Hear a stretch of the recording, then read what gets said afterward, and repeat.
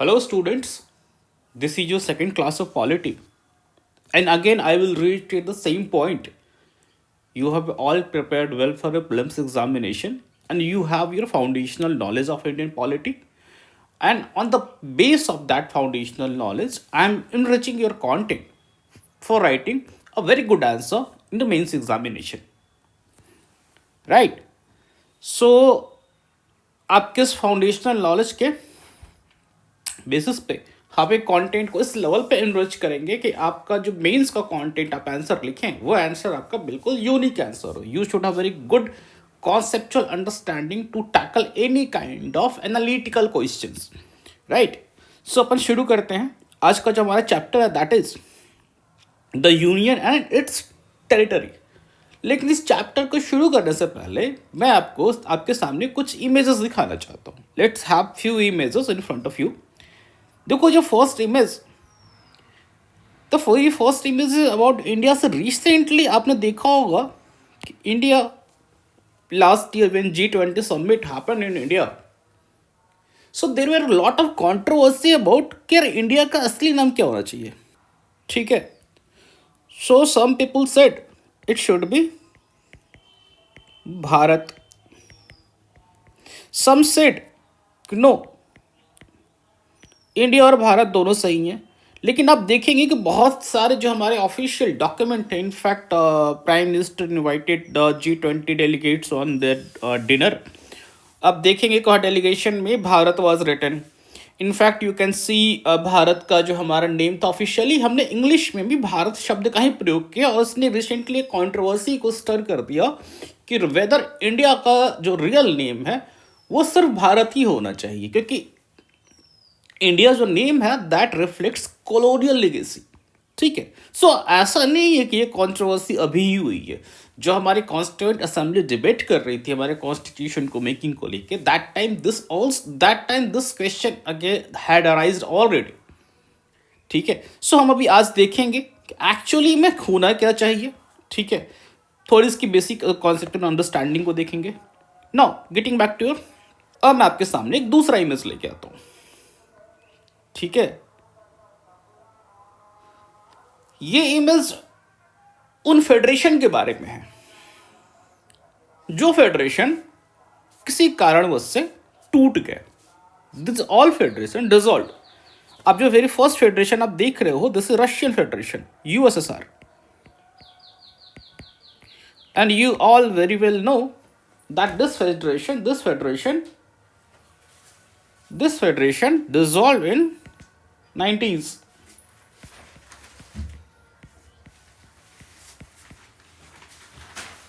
So USSR as a federation dissolved. इसके अलावा we have Czechoslovakia, ये फेडरेशन भी डिसॉल्व हुआ. आपको एक बहुत ही इंटरेस्टिंग कहानी बताता हूँ. This is about Malaya federation. और इस मलाया फेडरेशन का इंटीग्रल पार्ट था Singapore. Singapore was a part of that federation, but ये फेडरेशन डिसॉल्व होके सिंगापुर इससे बाहर निकल गया. और now Singapore is today an independent country. Second, ये आपके सेंट्रल अमेरिकन कंट्रीज हैं. ठीक है. ये भी एक टाइम पे फेडरेशन होता था एंड दिस फेडरेशन डिसॉल्व. और आज ये सारे this all are independent country, nation state.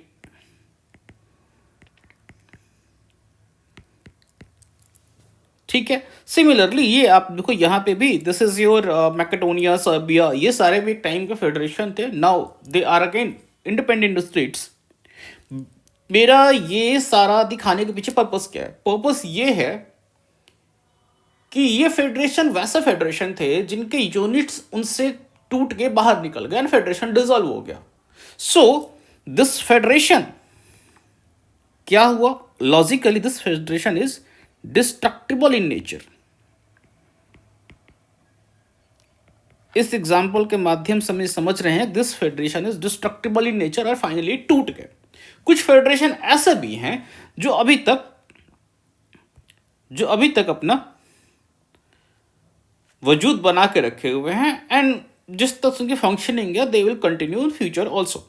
And the best example of this use और USA. USA is also a federal state, but इनका फेडरेशन बहुत स्ट्रांग है, and they are now continuing with us. So हमने concept यहां पे देखा कि कुछ फेडरेशन ऐसे हैं जो टूट जाते हैं, डिजॉल्व हो जाते हैं बिकॉज ऑफ सम इथनिक या फिर रीजनल या फिर political issue, economic issue. But कुछ फेडरेशन ऐसे हैं जो वेरी स्ट्रांग है. तो क्या इंडिया में भी ये चीज संभव है कि इंडिया में कोई स्टेट टूट के बाहर निकल जाए और इंडिपेंडेंट कंट्री बना ले? क्या जो नागालैंड वाले के लोगों का डिमांड है कि we will create our own own country Nagaland, so क्या ये वो इंडियन पॉलिटिकल सेटअप में, इंडियन कॉन्स्टिट्यूशनल सेटअप में इज दैट पॉसिबल? क्या इंडिया में कोई अगर कोई चार साउदर्न स्टेट्स आके बोलते हैं कि no no we will make another separate country, Dravidam, Dravida Nadu, something like that. So is that possible under Indian constitution? We will see in this particular chapter. ठीक है. उसके अलावा कुछ और चीजें देखो जो इंडिया के यूनिट्स है, that is union territory and states. ठीक है. उसके बारे में कुछ कुछ चीज देखो. आज प्रेजेंट डे में various population, various regional population are asking for statehood, जिसमें प्रोमिनेंट है गोरखालैंड, बोडोलैंड. अभी recently last year we had only demand by Ladakh to we should give a proper statehood. They were asking sixth schedule implementation in Ladakh, and also they were asking for complete statehood. So ये जो statehood का demand है, ये statehood का demand में constitutional setup क्या है? ये statehood का demand who will fulfill their demand? और ये जो प्रेजेंट गोरखालैंड है, this is definitely a part of some state. So अगर हमें गोरखालैंड स्टेट को बनाना होगा तो हमें उस पर्टिकुलर स्टेट के उस पार्ट को वहां से हटाना होगा. तभी तो we have to carve out that particular region from that particular state, that then only we can create this particular state that is Gorkhaland. So क्या वो यूनिट जिसको अपन स्टेट बोल रहे, जिससे हम इसे कार्व आउट करेंगे, क्या उसको हम उससे सहमति लेनी जरूरी है? क्या वो ये करने देगा? नहीं नहीं, यूएस में तो भाई साहब, यूएस में इतना आसान नहीं है, बिकॉज यूएस ऐसा फेडरेशन है जहां पे सारे यूनिट्स बहुत एक साथ मिलकर ने उन्होंने स्टेट फेडरेशन क्रिएट किया है. वो क्यों अपनी अपने अपने टेरिटरी को टूटने देंगे? ठीक है. We will see all this setup. ठीक है. Now see one more example. This example again talking about your independence of Telangana state. So Telangana 2014 Telangana state, Andhra Pradesh and Telangana state reorganisation act के through Andhra Pradesh was bifurcated in two states. Andhra Pradesh की जो original entity थी वो तो रही रही, and a new state Telangana emerged. ठीक है. तो ये पॉपुलर एस्पिरेशंस था, जिसको डिमांड को फुलफिल करने के लिए new state was carved out. So in India we can see कि इंडिया में स्टेट्स को क्रिएट करना बहुत आसान है. आप देखोगे कि when we got independence we had just 14 states. Now it's doubled. So many states we have created as per the demand of the situation, as per to meet the demands of the people, aspiration of the people, regional aspiration of the people. So does Indian constitution too liberal? Does Indian constitution allow such kind of destruction of its unit? अगर ऐसा destruction आप अपने unit का possible करा पा रहे हैं तो सर आप फेडरल किस लेवल तक हैं? मैं आपको एज ए फेडरल कंट्री कहाँ तक मानूं? ठीक है. सो जस्ट मैंने भी लद्दाख के बारे में बात किया था कि Ladakh is constantly asking for statehood. ठीक है. And look, Ladakh demand statehood. So sooner और letter if this gets political momentum तो definitely you will see Ladakh is also getting a statehood. ठीक है. Now one more example. Let's see. This is the agreement. This is a very old image in which a territory which is completely not a part of India. जब हमारा भारत आजाद हुआ, जब हमारा constitution लिखा जा रहा था, at that time that territory was not the part of the Indian territory, but that territory become, now that territory is a state, that is Sikkim. So हम अगर किसी बाहर के पर्टिकुलर एरिया जो हमारा पार्ट ही नहीं था, उसको हम अगर अपने अपने स्टेट में, अपने टेरिटरी में इनकॉर्पोरेट कर रहे हैं, तो उसके लिए क्या मैकेनिज्म है, how we will do that. तो सिक्किम का अपन केस देखेंगे. ठीक है. Now coming to the next, Telangana का तो मैंने आपको एग्जांपल बताई, how Telangana and everyone now cherished, now Telangana is doing well. आप देखोगे तो Andhra Pradesh is a coastal state, Telangana is not a coastal state, but despite that Telangana is doing well. ठीक है. तो हमने ये भी देखा कि इंडिया का जो फेडरेशन है, इंडिया का जो फेडरल स्टेट ऑफ नेचर है, वो बहुत easily it can cater to the demand of its people, aspiration of people. और जो हमारा हिस्टोरिकल एविडेंस है, जो हमारा हिस्टोरिकल एक्सपीरियंस है, we have found many smaller states which emerged out of its parent states are doing better than its parent state on various parameters of development indices like HDI, literacy rate, health index. They are doing well, but this is not a case of for every state. Some states are caught in the political turmoil.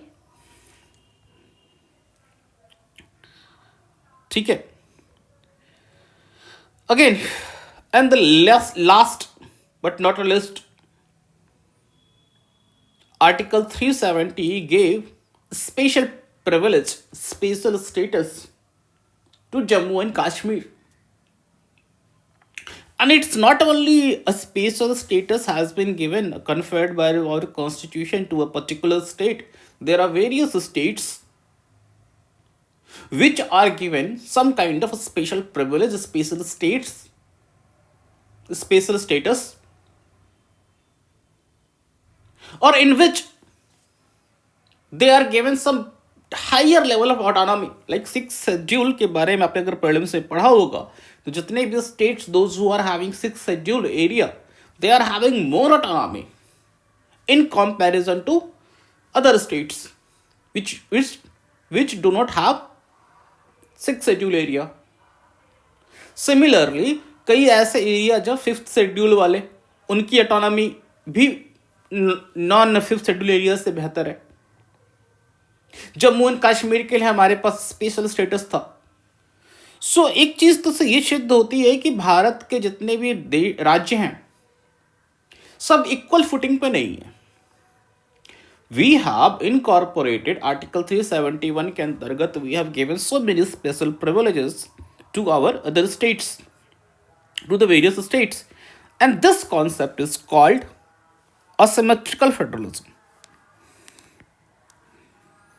This concept is called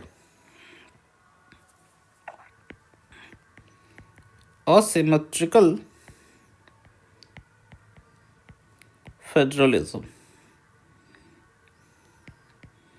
in which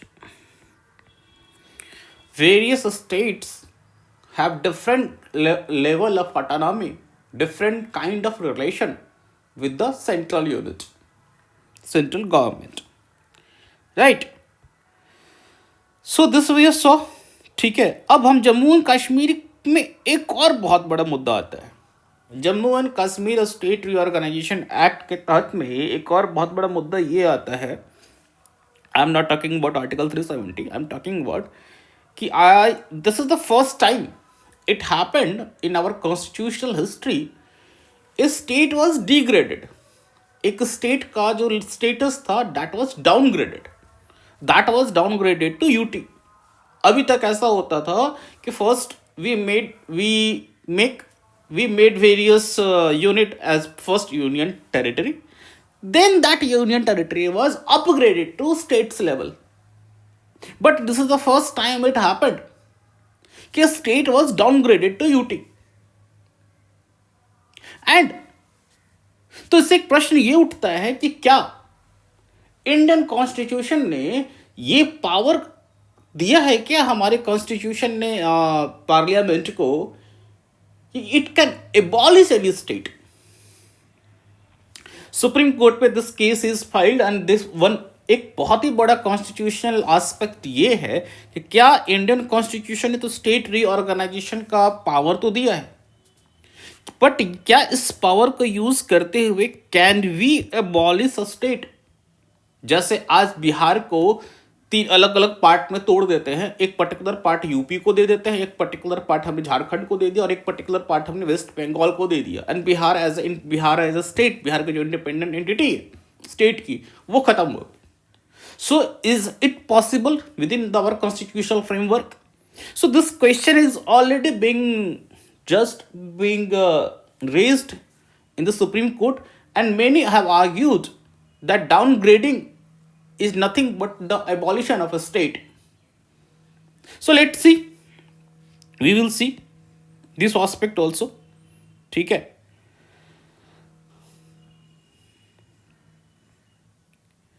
So this chapter union and territory में आपके 4 articles हैं. First article talks about name and territory of the union. ठीक है? The first article talks about name and territory of the union.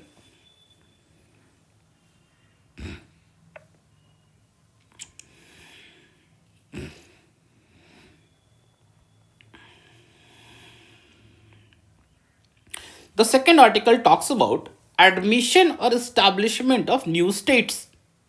Article 2A was omitted because मैंने बताया थोड़ी देर पहले सिक्किम हमारा पार्ट नहीं था, बट सिक्किम को हमने जब पहले अपने इंडिया में इंटीग्रेट किया, it was not directly integrated as a state, rather it was first integrated as an associate state. तो एसोसिएट स्टेट का कोई कॉन्सेप्ट नहीं था हमारे कॉन्स्टिट्यूशन में, so we had to integrate, we have to do constitutional amendment, and we added one more article 2A to deal with the concept of associated state. But later on Sikkim became a full-fledged state and integral part of India, so we omitted this article. Article 3 talks about formation of new states and alteration of areas, boundaries और name of existing states.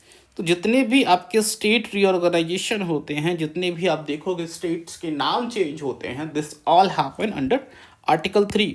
और इसी article का प्रयोग करते हुए Jammu and Kashmir को अपन ने downgrade भी किया. ठीक है? बट प्रश्न अगर अगेन क्वेश्चन ये उठता है यहाँ पे कि हजूर क्या ये आर्टिकल 3 ये पावर कन्फेयर करता है क्या कि हम किसी स्टेट की सारी बाउंड्री को बाइफर्केट ऑल्ट्रेशन करके हम किसी दूसरे अलग जो नेबरिंग स्टेट्स हैं उनके साथ मर्ज करके हम उस स्टेट की एंटिटी को ही ख़त्म कर दें? This is a question. ठीक है? और आर्टिकल 4 जो कि बहुत इंपॉर्टेंट है, वो ये कहता है कि आर्टिकल 2 और 3 के प्रोविज़न को इम्प्लीमेंट करने के लिए हमें किसी भी तरह के कॉन्स्टिट्यूशनल अमेंडमेंट की जरूरत नहीं है, क्योंकि आर्टिकल 2 और 3 के प्रोविज़न को इम्प्लीमेंट करने के लिए आपको फर्स्ट एंड फोर्थ शेड्यूल में आपको चेंजेस करने पड़ेंगे. बिकॉज फर्स्ट शेड्यूल जो है आपका, दिस शेड्यूल टॉक्स अबाउट आपके सारे जो यूनिट्स हैं, मतलब स्टेट्स एंड टेरिटरी, इन सबों का इसमें नाम दिया हुआ है. तो डेफिनेटली अगर आप कोई चेंजेस करते हो, नेम में चेंज करते हो, या फिर आप कोई नया स्टेट क्रिएट कर रहे हैं, तो definitely you have to alter the first schedule and fourth schedule, क्योंकि फोर्थ शेड्यूल में you have allocation of seats, तो आपको वहाँ पे भी चेंज करना पड़ेगा. सो ये आर्टिकल 4 ये कहता है कि आर्टिकल 2 और 3 के प्रोविज़न को इम्प्लीमेंट करने के लिए आपको फर्स्ट एंड फोर्थ शेड्यूल को आप वहाँ पे आप चेंजेस तो करेंगे. तो इन सारी चीज़ों को हम कॉन्स्टिट्यूशनल अमेंडमेंट के अंदर नहीं लाएंगे. This will simply majority law के थ्रू हम इसको कर देंगे.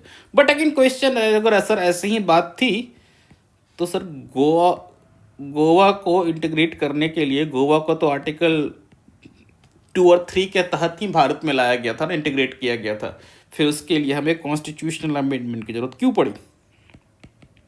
अगर this is the concept article 2 और 3 को इम्प्लीमेंट करने के लिए आर्टिकल 4 कहता है कि we don't need any constitutional amendment act, then why did we need amendment for to integrate Goa as the state of India?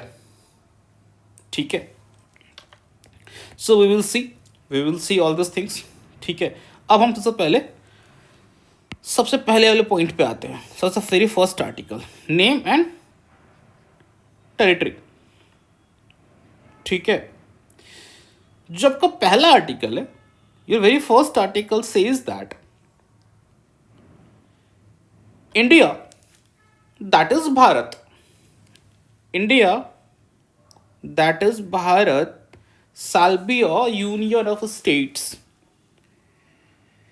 बाकी चीज़ें तो खैर उस चीज़ को कॉम्प्लीमेंट्री है, लेकिन सारा का सारा इश्यू यहीं भी छुपा हुआ है।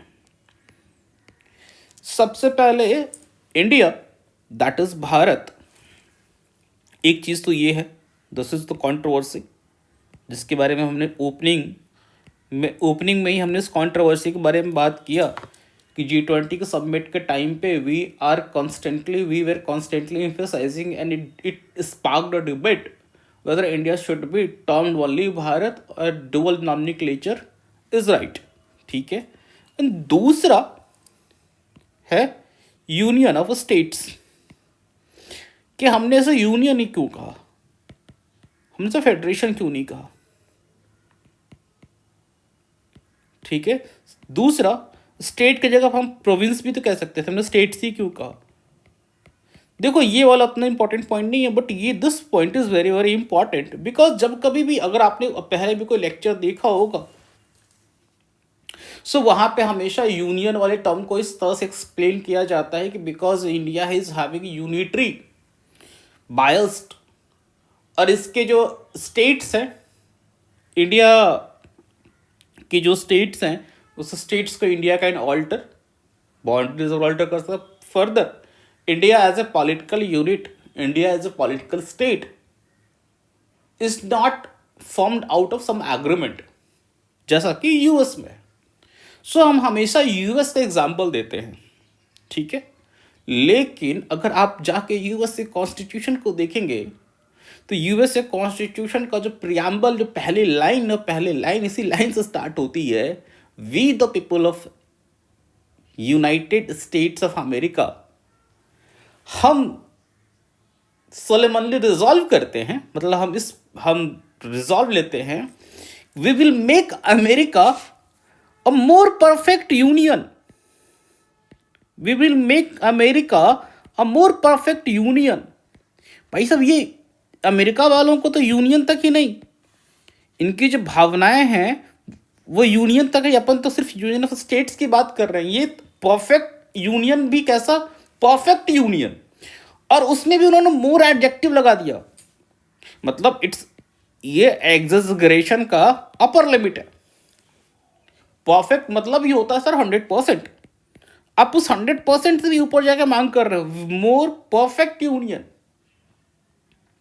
सो जो कॉन्सेप्ट अपन आज तक पढ़ते रहे हैं कि United States is a federation because it emerge out of some agreement. So वहां के तो प्रियम्बल में होना चाहिए था कि federal states of America envisages resolve to make America perfect federation, but when you will see their preamble, मैं भी दिखाऊंगा आपको, when you will see US's preamble, it says कि they resolve to make US a more perfect union। So तो हमसे भी एक कदम आ गए, then why we always talk about USA? So it's not about terminology, it's about content, it's about substance, it's about intention। अभी we will see, we will compare। So सबसे पहले हम first part पे आते हैं, इंडिया दैट इज भारत। ठीक है, सो अभी ये डिबेट तो स्पार्क हुआ, बट ऐसा नहीं है, ये तो अभी this is something to gain the political mileage. जब हमारे पास 1947-48 में when our constitution was being made, that time also our constituent assembly took up on took up this debate, and there were some great intellectuals who debated on this particular topic for a long period. And look at the persons.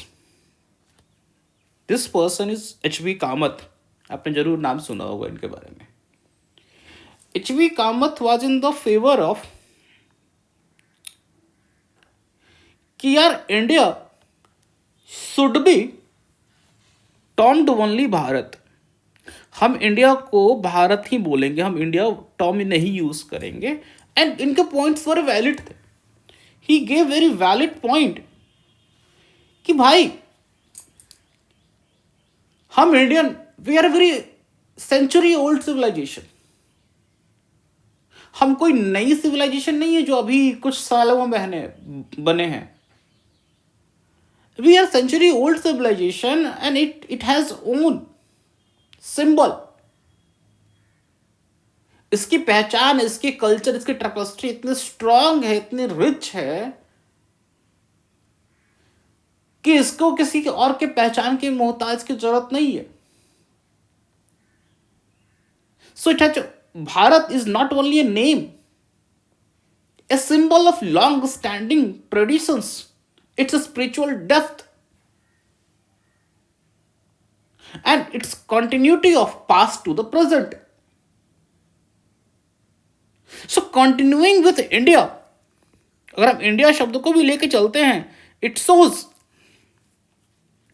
कि colonial legacy जो हमारा western influence हमारे country पे आया है, हम उसको भी लेके चलेंगे. So he was completely against the concept of including India. Rather, he said in Hindi and English both we will use Bharat. ठीक है. And also one more term he gave during the assembly debate. It carries, the term Bharat carries the indigenous ethos of India.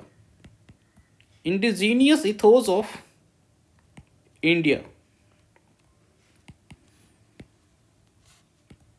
It carried the indigenous ethos of India in that particular sense.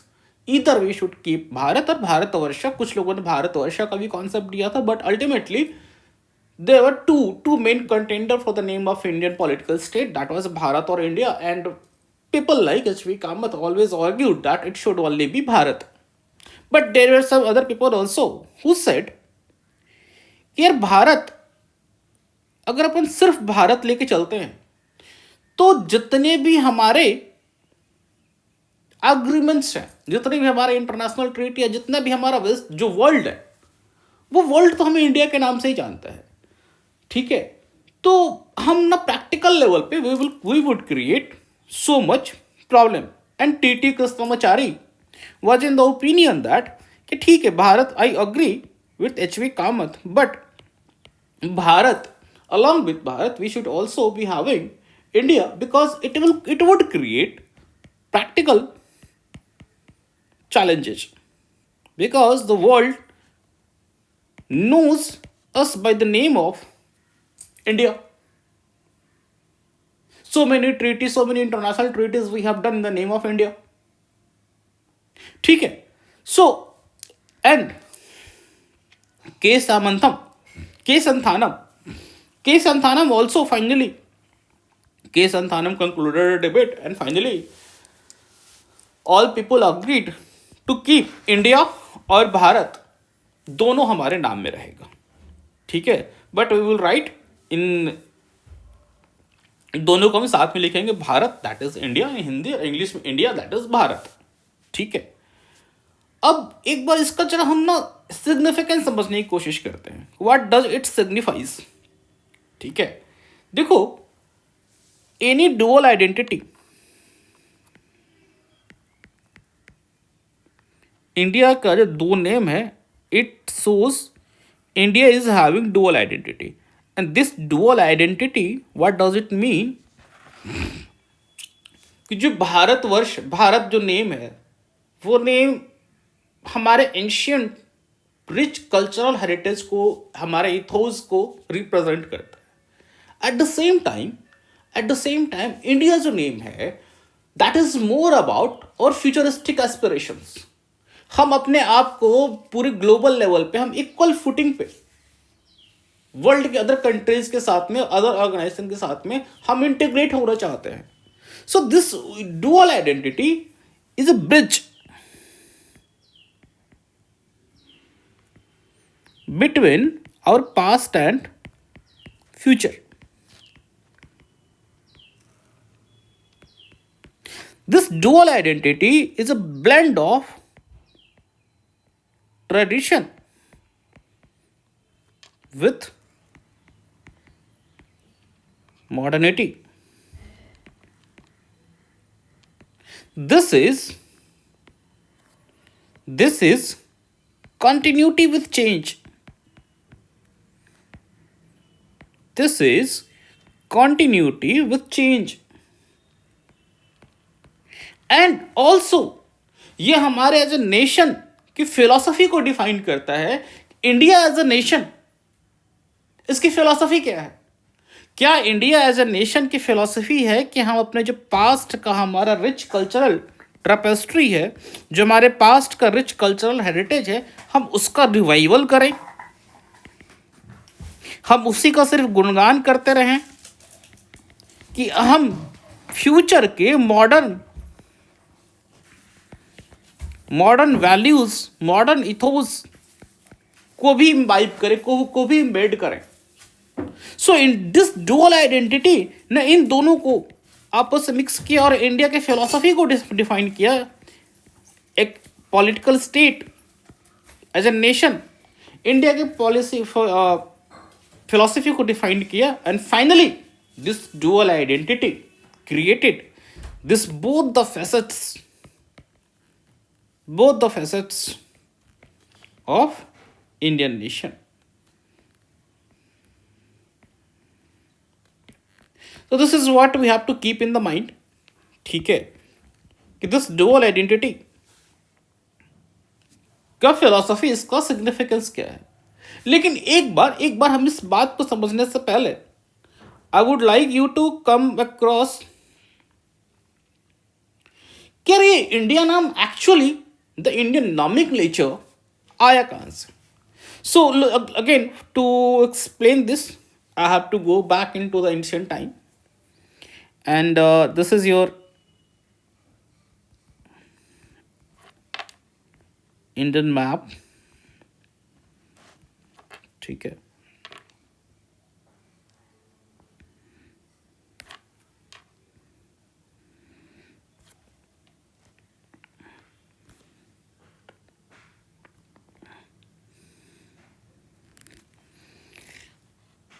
and this is how the river Indus flows।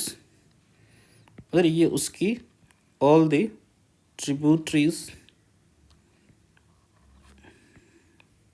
ठीक है। सो अब जो आपका initial Rigvedic period था, that Rigvedic period इसी zone में flourish हुआ। And in Rigveda you will found term Sindhu to denote this reason.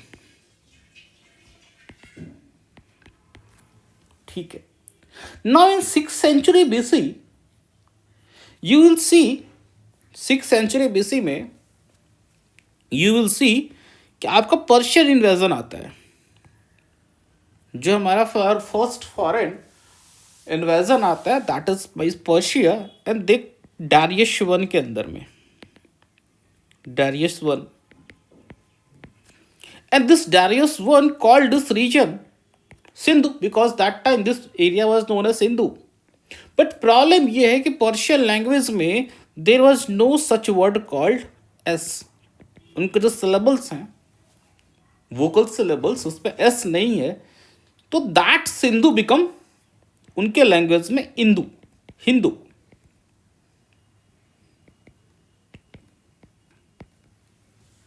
उसके बाद 4th century BC में आपके यहां ग्रीक इन्वेजन आता है, अलेक्जेंडर। सो ग्रीक इन्वेजन में this Hindu term become Indoi और इंडी.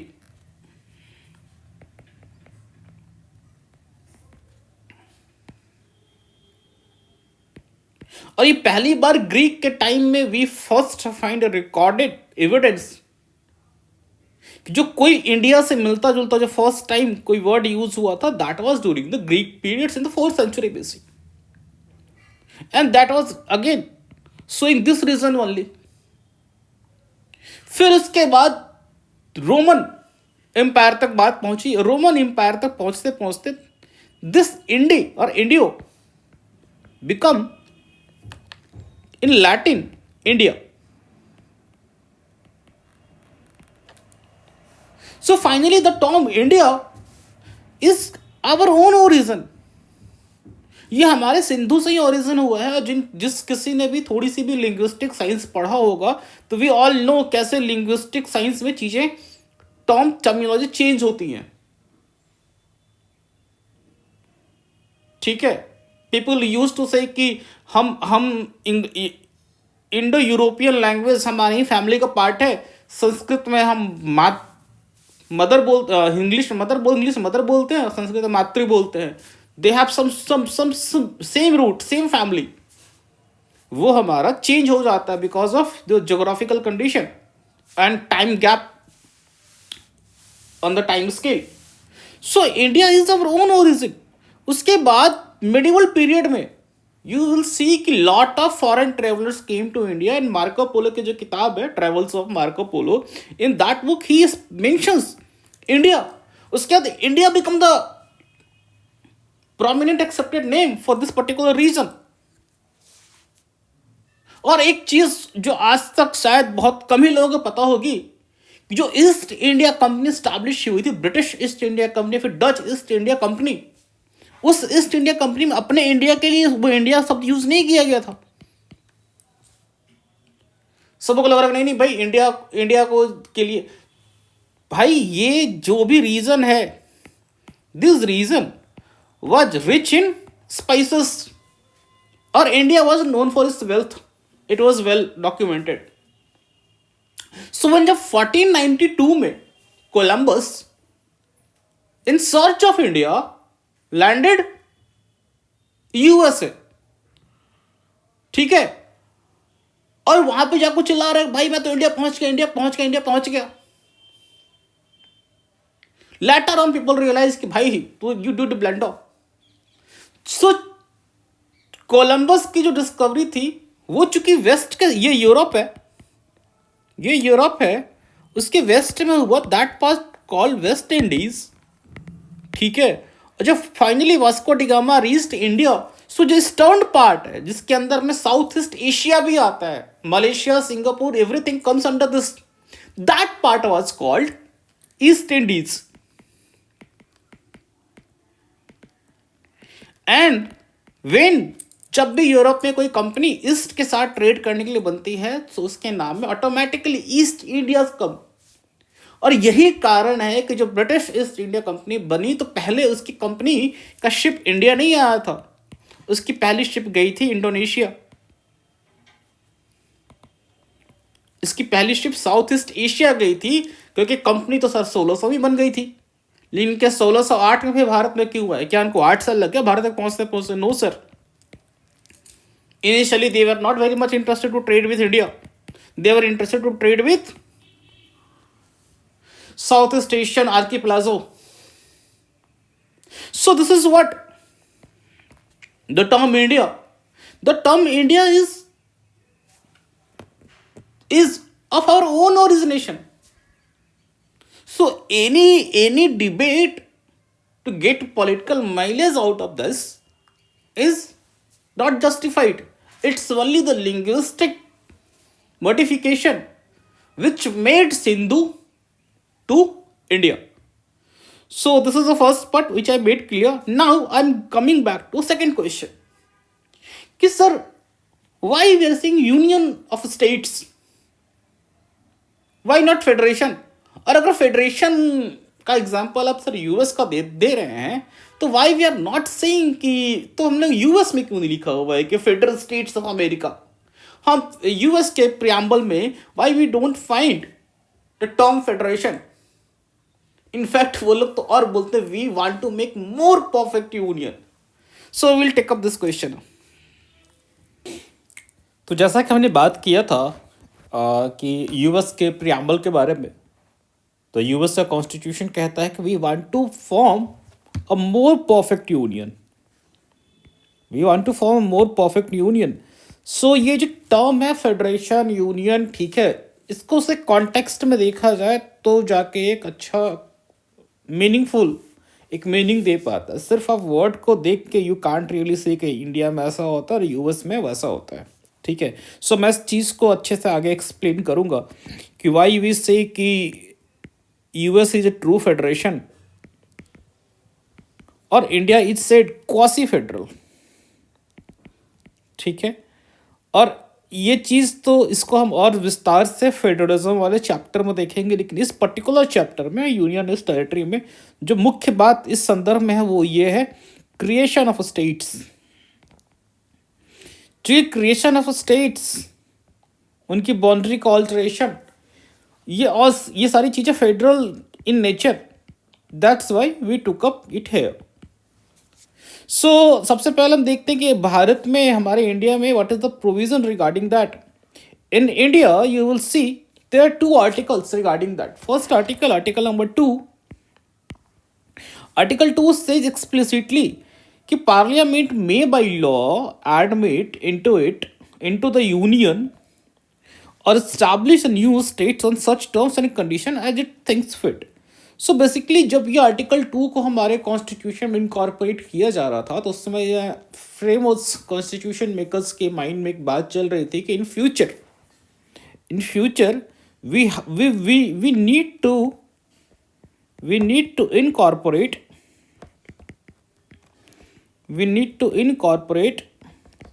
Sikkim, we need to incorporate Goa. So ये वो टेरिटरी थे जो ऑलरेडी इंडिया का पार्ट नहीं थे. ठीक है, सो इस ऐसी टेरिटरी जो they didn't form the part of the India at that present moment, so उनके लिए हमने ये आर्टिकल का प्रोविजन ऐड किया हुआ था. नाउ और इसके बाद we had one more article जो कि एग्जिस्टिंग स्टेट्स, जो ऑलरेडी स्टेट्स हमारे पास हैं, उनके लिए था. Article number 3. आर्टिकल नंबर 3 में के अंदर में पांच प्रोविजंस आते हैं. बेसिकली आपके जो ऑलरेडी एग्जिस्टिंग स्टेट्स हैं उनके एरिया को ऑल्टर करना, उनके बाउंड्री को चेंज करना, उनका नाम चेंज करना. ठीक है, क्योंकि अगर आप किसी पर्टिकुलर स्टेट के एरिया बढ़ाते हैं, किसी पर्टिकुलर स्टेट के एरिया घटा भी सकते हैं. एक नया अगर स्टेट क्रिएट करता है डेफिनेटली वो आपकी जो टेरिटरी है उसी के अंदर से ही क्रिएट करेंगे. तो जैसे बिहार से झारखंड अलग हुआ, सो बिहार का एरिया क्षेत्रफल रिड्यूस हो गया. So then diminish the area of any state, alter the boundaries and alter the name also. So ये सारी के सारे जो पावर है, this all powers are vested within the parliament. ये सारे पावर आपके पार्लियामेंट के पास है. Parliament can do by simply passing an act. इसके लिए कोई कॉन्स्टिट्यूशनल अमेंडमेंट एक्ट की जरूरत नहीं है. So only safeguard for states is that कि दिस बिल will be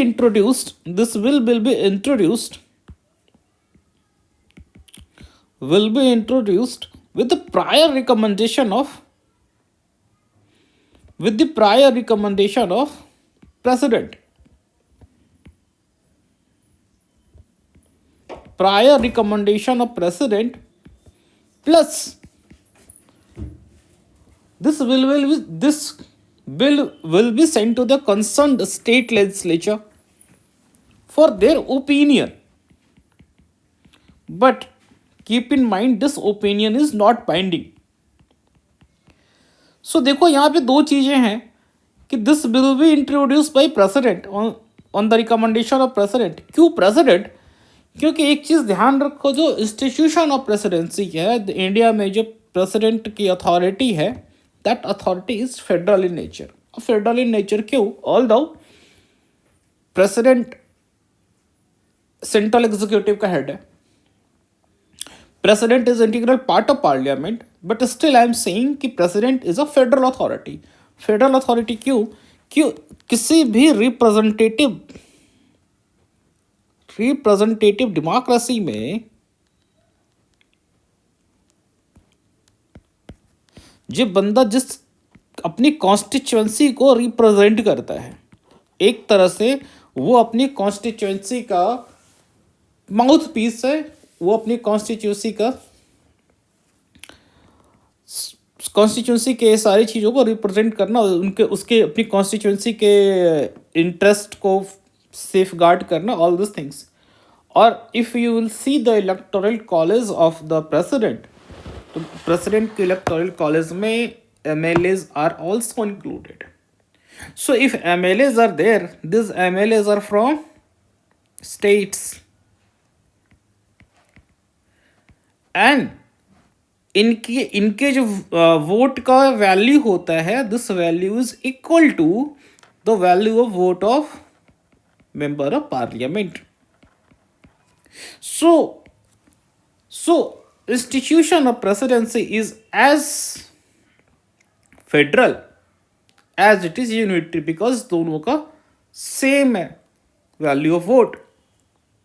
सो इसीलिए एक सेफ गार्ड अपन ने ये दे रखा है कि प्रेसिडेंट के ही रिकमेंडेशन पे कोई bill will be introduced, and एक हम ओपिनियन के लिए हम कंसर्न स्टेट के लेजिस्लेचर को we will send the bill and we will try to elucidate कि उनका ओपिनियन इस मैटर पे क्या है. ठीक है, but this opinion is not binding. एक बार पार्लियामेंट ने मूड बना लिया कि भाई करना है, सो पार्लियामेंट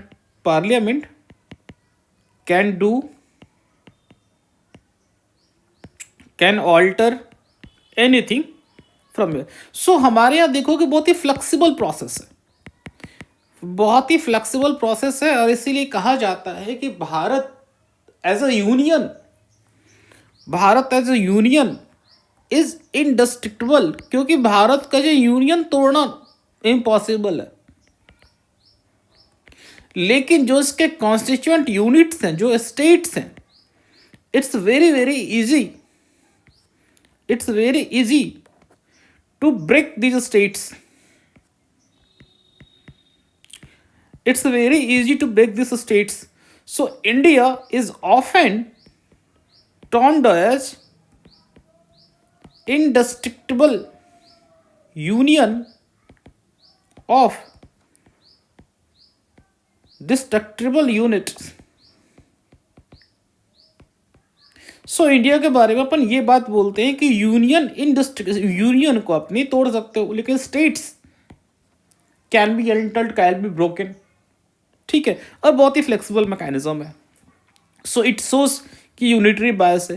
तो हुजूर मेरे को एक बात बताओ, तब तो यूएस में, अगर हम यूएस को ट्रू फेडरल मानते हैं, तो यूएस में तो ऐसा कोई प्रोविजन होना ही नहीं चाहिए जिसमें स्टेट क्या बाउंड्री को ऑल्टर करे, स्टेट का नेम चेंज करे, two parts of state can be merge together. No, वहां पे भी प्रावधान है, बट देर. सो एक हम कंपैरिजन करके देखते हैं यूएस और इंडिया के बारे में. ठीक है, तो इन बहुत सारी चीज़ें क्लियर हो जाएगी. देखो, दोनों में यूएस में भी we can rename the state, और वहाँ पे भी कॉन्स्टिट्यूशन प्रोविजंस हैं, तो ये हमें बहुत ज़्यादा याद करने की जरूरत नहीं है. अब now authority to create states ये किसके पास में है? इंडिया में it's solely lies with the parliament. ठीक है, parliament can send the big concern bill to the concern state for its opinion, but again it's not binding. But US में it's mandatory to get a consent from the state legislature. 3 states involve हैं, तो उन सारे states का अपने को चाहिए consent. Alteration of boundary, again there is no mandatory consent from India. require consent from the legislature of the affected state. Then उसके बाद we need Congress approval. Then diminishing area. Parliament can reduce the area of a state through legislation. Congress can reduce the area of a state, but only with the affected state's consent. So everywhere you will see the consent of the state is very, very important. After getting consent, then Congress can do it. सो ये इस process को rigid बनाता है. ऐसा नहीं है कि वहाँ पे we can not have any, वहाँ पे ऐसा नहीं है यूएस में कि we can't have any this kind of mechanism to alter the boundaries of the state. But point here is that process is very very rigid when you need the consent of the particular concerned states. But India we don't need. ठीक है. Role of the central government, strong authority. Finally इन्हीं का तो से है. ठीक है. लेकिन when you will go to the US it's shared authority. Federal government requires collaboration with the states. ठीक है. अगेन फिर कॉन्सेंट. ठीक है. अच्छा, अब चूंकि इंडिया का जो प्रोसेस है that process is liberal to create a state और alter any kind of to do any kind of alteration. So you will see the frequent changes. So India का 75 years history में we have made more than 20 changes. हमारे 14 states से पहले at the time of independence, now we have 28. And recently we have made some changes. With respect to Jammu and Kashmir, we downgraded it. We created 2 more new UTs by downgrading the Jammu and Kashmir. So point here is that, look, because of this, we have brought frequent changes due to linguistic, cultural and administrative reason. और चूंकि हमारे यहाँ पे हमारे constitution में provision liberal है, plus हमारी जो डाइवर्सिटी है, हमारी जो diversity is far ahead, far diverse than US population. So हमारे यहाँ जो स्टेट का कॉन्सेप्ट है, स्टेट का जो कॉन्सेप्ट है वो this is more about meeting the regional aspiration. It's more about cultural identity. तो जब अपने पहली बार स्टेट रीऑर्गेनाइजेशन करवाया था 1956 में, it was based on the linguistic basis. And language is the biggest marker of cultural identity.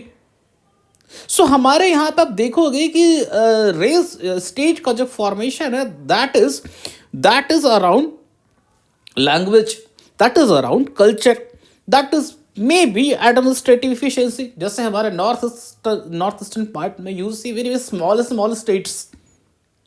Those states are mainly for administrative purpose, as well as there are some ethnic reasons behind that. But when you will go to the US, एक तो वहाँ पे changes बहुत rare है. So far they have made only 5-6 changes because of the rigid process. Plus उनके जो state का formation है, that formation is more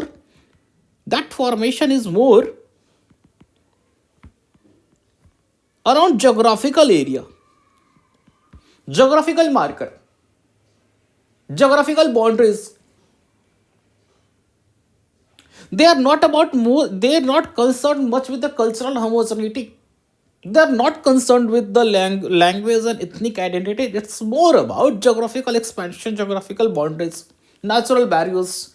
So their states are formed around that. अभी recently में we found तेलंगाना. उसके पहले we had Chhattisgarh, Uttarakhand and our own Jharkhand. वहां पे we had in 1863 West Virginia हमने कुछ ऑल्टर किया था. देन मायने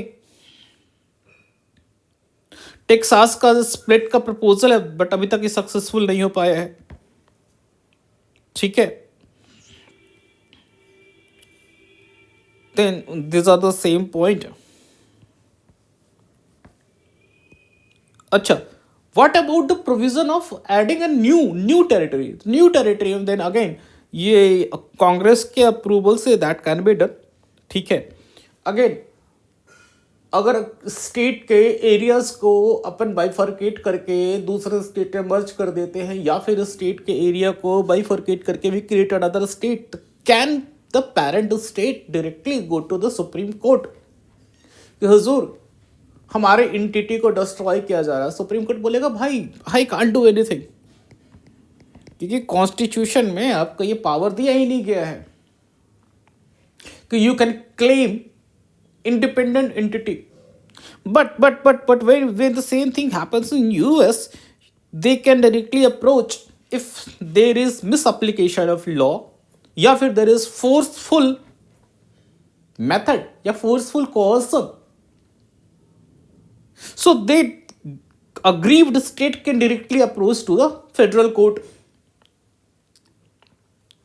ठीक है, flexibility we can no highly flexible. And recent example में आप जम्मू एंड कश्मीर एग्जांपल देख ही सकते हो, यहाँ पे भी वर्जीनिया एंड मैरीलैंड को लेकर डिस्प्यूट है।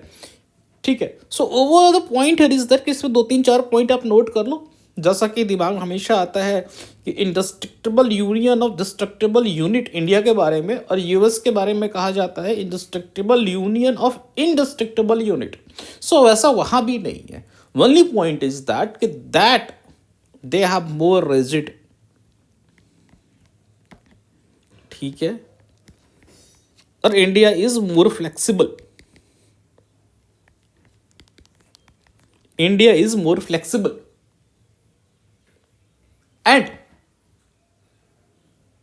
ओवरऑल यूएस में भी सेम कॉन्सेप्ट है कि ultimately national integrity, national unity is more important.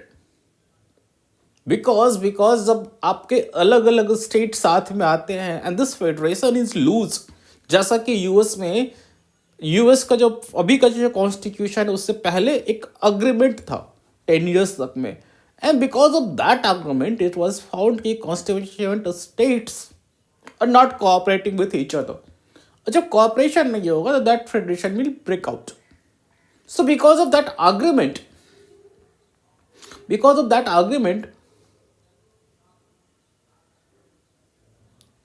US formed a new constitution, और उस न्यू कॉन्स्टिट्यूशन अपनी पिछली गलतियों सीखते हुए US said कि भैया we want to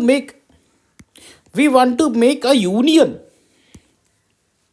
People of United States, they didn't use federal. Look at the word.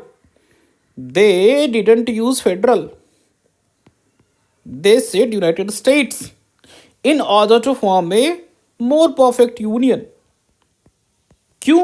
Because they knew कि अगर हम लूज फेडरेशन छोड़ेंगे तो it will always be chances कि वो जो बॉन्डिंग है वो बॉन्डिंग कभी कंप्लीट नहीं हो पाएगा। और USA will be a loose federal state. Loose federation का मतलब क्या है कि मैंने आपको शुरुआत में ही दिखाया था कि that many federation broke out, whether it is Malaya Federation, whether it is USSR, whether it is Central American Federation, they all break out. They all broke out. So US was much aware with this concept. So they introduced in the very opening line, we don't want union, we want a perfect union, not only perfect, but more perfect union.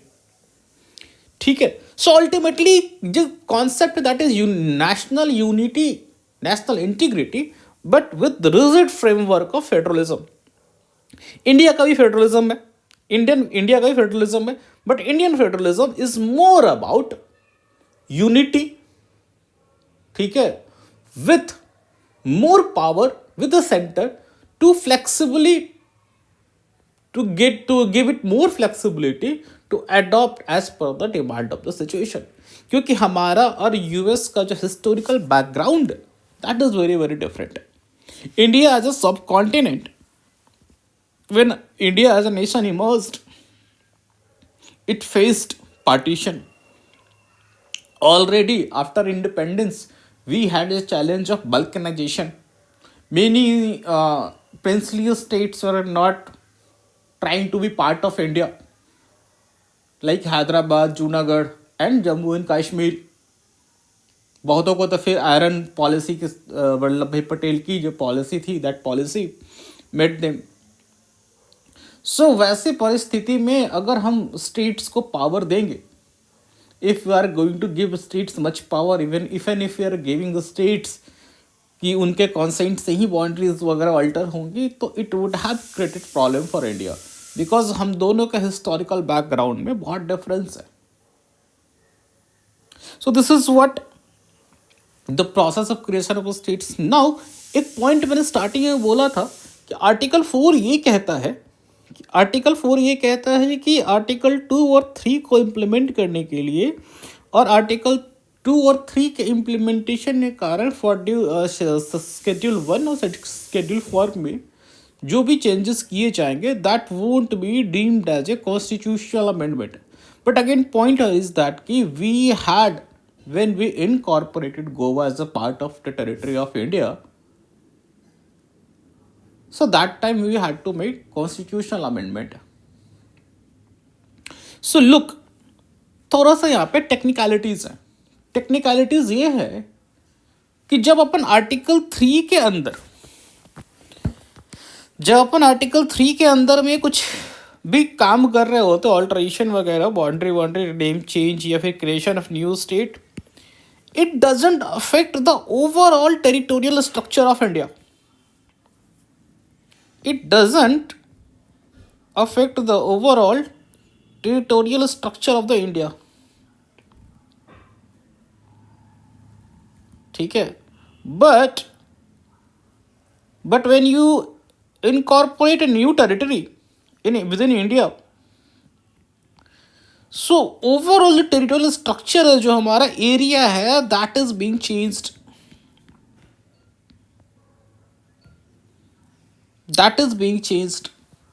So when Goa becomes the integral part of India, so under article 2, so it required a constitutional amendment because we needed to change the factual data numbers within the schedule 1.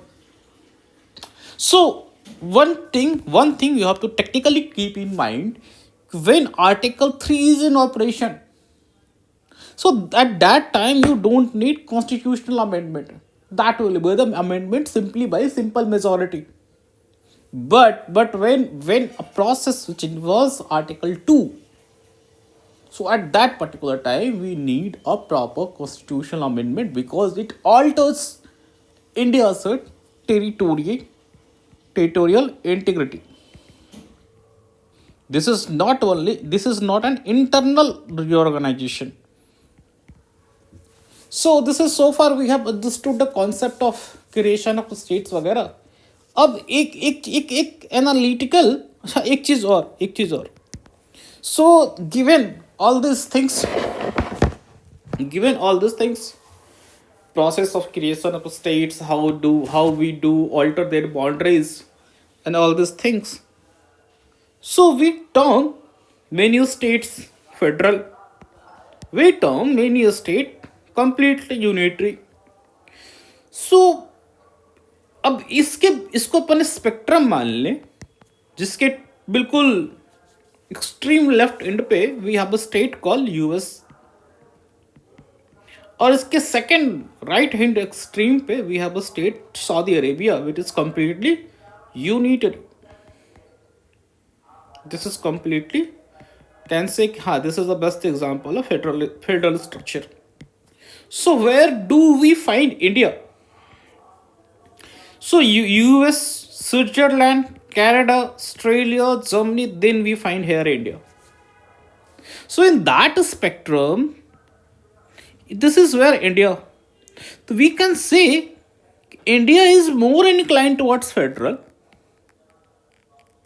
but it also have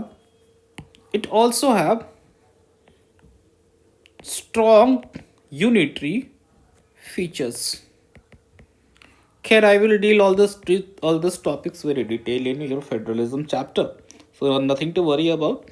But I am showing this a spectrum so that you can understand these are the pure federalism, these are the pure unitary structure. This is what this spectrum is for those countries which are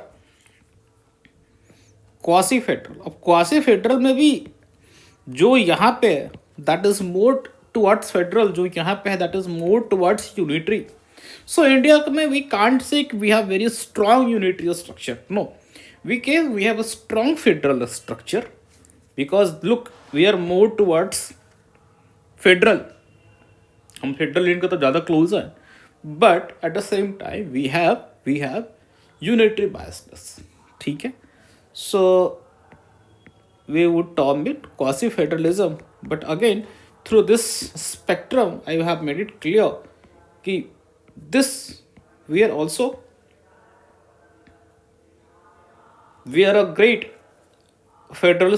We have strong federal structure with unitary biasness. ठीक है. So far we have covered this topic. Now getting back to the most important aspect जिससे आपको इस exam में question पूछने की संभावना बहुत ज़्यादा है. There is a very high probability you will find a question in the exam, और we can find a GS based essay from this particular topic. That essay could be either in 2-3 forms. First, they may ask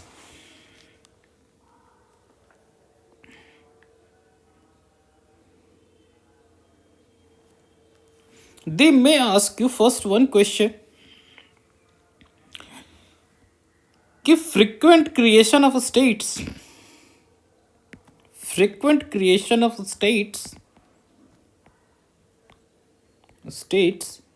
in India have undermined the federal spirit.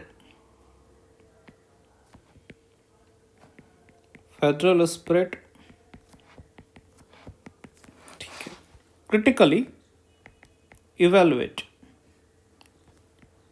You may find this question. Another question you may find: frequent creation of states to meet demands or aspiration of the people shows dynamism of a vibrant federal structure. Comment.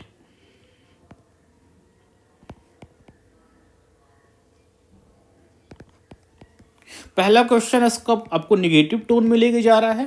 पहला question आपसे पूछ रहा है कि frequent creation of states in India have undermined the federal spirit. Because ये ऐसा इसलिए क्योंकि बार बार आप नए नए स्टेट्स क्रिएट कर रहे हो, तो उनकी बाउंड्री को ऑल्टर करो, उनसे आप कॉन्सेंट नहीं ले रहे हो, आप जबरदस्ती. कई बार तो स्टेट सपोज जैसे तेलंगाना ने अपोज किया था, अब आंध्र प्रदेश ने. ठीक है. जम्मू एंड कश्मीर का जो सिचुएशन है, जम्मू कश्मीर फील स्कटल्ड. ठीक है. तो ये कहीं ना कहीं फेडरल स्पिरिट के अगेंस्ट है. वही दूसरी तरफ क्वेश्चन ये कह रहा है कि फ्रीक्वेंट क्रिएशन ऑफ स्टेट्स, ठीक है, इट शोज कि इंडिया का जो फेडरल स्पिरिट है और इंडिया का जो फेडरल स्ट्रक्चर डायनामिक है. कैसा डायनामिक है? देखो, फेडरलिज्म का जो कॉन्सेप्ट हुआ है, क्या सिंपल, अगर सरल शब्दों में कहो तो फेडरलिज्म में जो कॉन्सेप्ट उसको इसलिए बनाया गया है ताकि लोकल लेवल पे एक ऐसा पॉपुलेशन पे जिनको सेंट्रल गवर्नमेंट उतना ध्यान नहीं दे सकती, उनके लिए अपनी एक लोकल व्यवस्था हो. तो सपोज एक बड़ा स्टेट है, उस बड़े स्टेट में 2-3 तरह के हेट्रोजेनस पॉपुलेशन है, या फिर एक ऐसी एक इस तरह का भी सिचुएशन आ सकता है कि एक particular part of the state ज्यादा फ्लरिशिंग है, they are more prosperous than other part of the states. जैसे आंध्र प्रदेश तेलंगाना वाले केस में हुआ था. Those areas which are falling in the coastal areas, Rayalaseema, they are more prosperous in comparison to Telangana. The same situation you will also see in Maharashtra. Maharashtra में Vidarbha and Marathwada region faces huge disparity in comparison to the central coastal Maharashtra, Saurashtra, and Kutch. They are also facing the same issue in Gujarat. Bihar और झारखंड के डिविज bifurcation के पीछे the biggest concern was that कि Jharkhand as a tribal population, उनकी demands अलग थी, उनकी डेवलपमेंट नीड्स अलग थी, जो कि Bihar couldn't cater. Same thing happened with Uttarakhand. Uttarakhand was a mountainous region, and for that mountainous region और उनके कल्चर, पहाड़ी कल्चर को उत्तर प्रदेश की जो इनलैंड गवर्नमेंट थी लखनऊ से, they were not able to cater. So we see कि ये creation of state was not a political only, but rather they were more about meeting the aspiration of people. ये ना कहीं रीजनलिज्म, अगर ऐसा नहीं होता पता नहीं कितने ज़्यादा रीजनल मूवमेंट्स होते. हर राज्य के भीतर में, हर राज्य के within the state, regionalism would have become a biggest challenge. So the creation of states ने हमारे फेडरल स्पिरिट को और स्ट्रेंथन किया है. Now Uttarakhand has itself become a good, उसकी इकोनॉमी और उसके industries, they are doing very good. Chhattisgarh का PDS model is better than Madhya Pradesh. Chhattisgarh का development industries are better. Telangana is doing better after seceding from its parent states. Telangana is doing better. So ultimately any governance का ultimate goal क्या है? The well-being of its citizen, the welfare of its citizen. और इसी के लिए सारा प्रपंच है.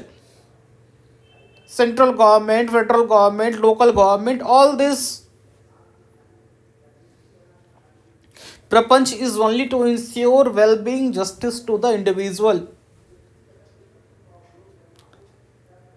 और उस चीज को अगर हमारा इस कॉन्स्टिट्यूशन स्ट्रेंथन कर पा रहा है, तो हम बोलेंगे कि या हमारी डेमोक्रेसी, हमारा जो फेडरल स्ट्रक्चर है, that is dynamic, that is vibrant, and we would give the examples. तो क्या हमें छोटे स्टेट्स क्रिएट कर देने चाहिए, जहाँ कहीं भी स्टेट्स की डिमांड है? आज बोडो लैंड का डिमांड है, गोरखा लैंड का डिमांड है, सौराष्ट्र, कच्छ, मराठवाड़ा, विदर्भ, बाघेलखंड, बुंदेलखंड, मिथिलांचल, पूर्वांचल. सो हमारे पास अभी रिसेंट टाइम में you will find in recent time there is a huge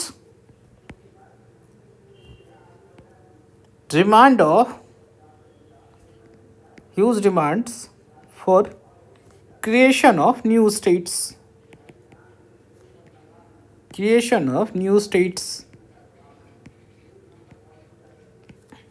And I will take you back to the 1956, जो हमारा पहला स्टेट रीऑर्गेनाइजेशन हुआ था. सो हमने उसमें जो हमने फार्मूला अडॉप्ट किया था, our formula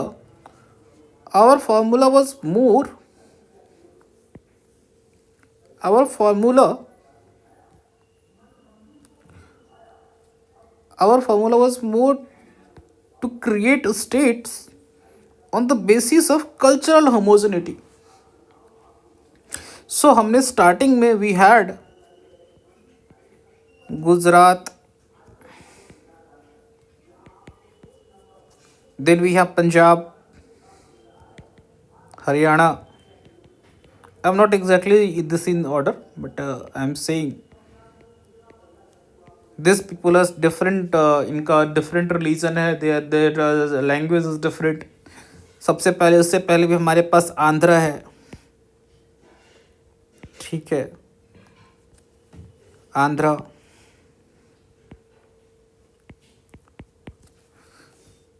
Slowly we will see कि various states emerged. बहुत सारे north eastern states emerge because of their ethnic diversity.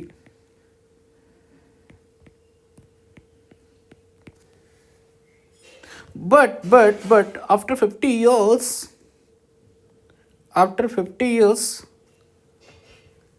from the cultural identity, from the cultural homogeneity, or which formed the basis of creation of new states, there was a paradigm shift. That shift led to creation of states on the basis of disparity, on the basis of developmental disparity. So you will see 2000 में we created 3 states. One was Uttaranchal, second is Jharkhand, third was Chhattisgarh, and these 3 states was not on the basis of linguistic basis, rather they were the perceived subjugation subjugation and development backwardness, and this led to the creation of these 3 states. On the same line, we had in 2014 another state, that is Telangana. And now the majority of states you will find in the present case, the regions which are demanding statehood, that is mainly on the basis of development lines. I told you Vidarbha, Marathwada, Kutch, Saurashtra, Gorkhaland, Bundelkhand, Baghelkhand, Mithilanchal. Bihar के example लो ना, बिहार में there is evident north south disparity. Ganga के इस पार का क्षेत्र ज़्यादा परस है इन comparison to उत्तरी Bihar. And that's why you will see recently the former chief minister of Bihar made a comment regarding कि Mithilanchal should be made a new state, a separate state. So in this particular situation, as in the today's present case, the entire focus has shifted to create states on the development basis. Intrastate disparity, subjugation का आपको example बताता हूँ कि Gorkhaland people are the hilly people, mostly staying in the Shivalik hills of Himalayas, and they have nothing to do with the Bengali culture. They have their own culture, but as they forms part of the West Bengal, they are forced to study Bengali. There is huge influx of Bengali population into their region, and there is complete cultural disparity. There is no cultural similarity among these two groups of the states, and West Bengal government has imposed Bengali literature as a part of the curriculum. So their demands are genuine. But again, challenges arises here. अगर अपन creation of new states,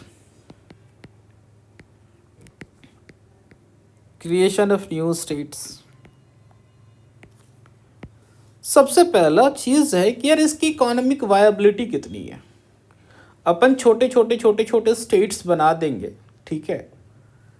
so ultimately that will be more fragmented approach, that will lead to more fragmentation, More fragmentation, it will be difficult to control. What about resources?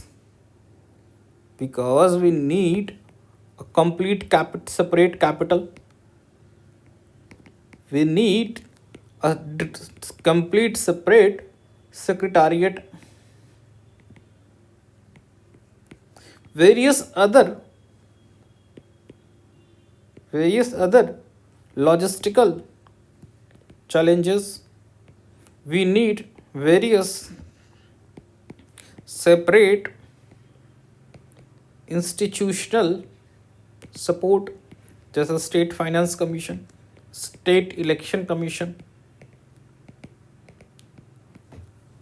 फिर अब इनके पास में economic viability नहीं है. Suppose various states emerge, उनकी economic viability नहीं हो पाती है. So in that particular case finance commission will be in big trouble, because finance commission का रोल है इंटर रीजनल डिस्पैरिटी को कम करना, इंटर स्टेट डिस्पैरिटी को कम करना. So while allocating funds, finance commission will be in big trouble, because जो finance commission का जो टैक्सेबल पूल है, जिस पूल को वो स्टेट्स और सेंटर के बीच में डिवाइड करती है, उसके बाद अमंग स्टेट्स में डिवाइड करती है. तो जितने भी स्टेट्स हैं जिनके यहाँ से टैक्स और कंट्रीब्यूशन काफ़ी ज़्यादा आता है, they always put allegation on finance commission कि यार आप हमारे यहाँ से पैसा ले जाके बिहार यूपी में बांट दिया करते हो. You will see in the recent finance commission when it was constituted, so there were a lot of allegation, and biggest allegation was made against the Bihar. Bihar only contributes 1 rupees for every 8 rupees it gains, and we at the southern states are very at disadvantageous position because we contribute 8 to 10 rupees into national taxable pool, but in return we get 1.5 rupees to 2 rupees. So all our money is being drained to the Bihar and UP, and Bihar was the first primal attack. तो similarly अगर हमारे पास उन्हें बहुत सारे छोटे छोटे small states create कर दिए, और उन्हें स्टेट्स क्रिएट करने के बाद the biggest challenge will be the economic viability. ठीक है, लॉजिस्टिकल चैलेंजेस के बारे में हमने बात किया ही किया. Now I will take up the topic one by one.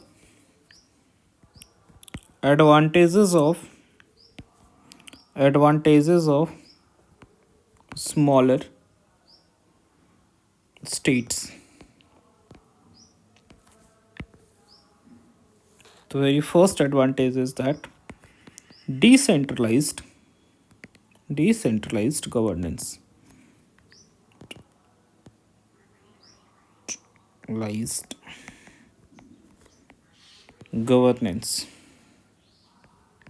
जैसे जैसे you will create smaller states, जैसे आपने एग्जाम्पल मैंने दिया हुई तेलंगाना का, I gave you example of Jharkhand, Chhattisgarh. So smaller states lead to what? More devolution of power.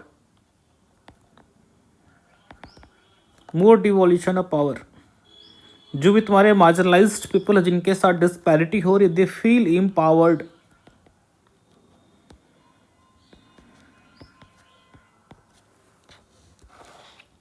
ठीक है, and this devolution of power enables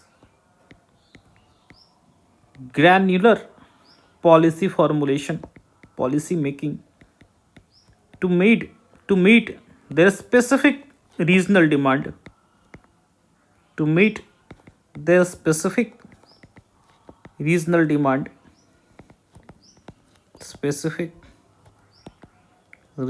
demands. ठीक है. So point number 1. Point number 2, administrative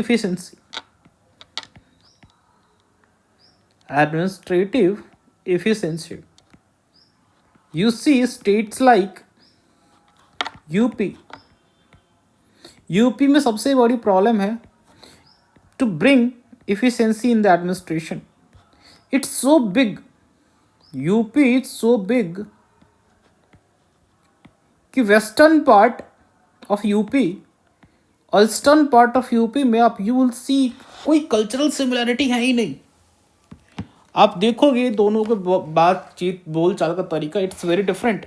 also such a huge territory as well a huge population, it become very difficult to control directly from Lucknow.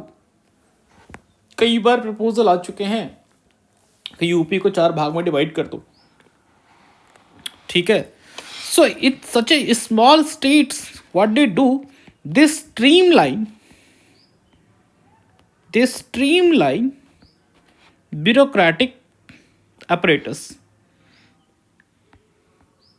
They streamline bureaucratic apparatus because it's very easy now. एक particular unit में छोटा unit होगा तो bureaucracy efficiently workout कर सकती है. Third economic optimisation.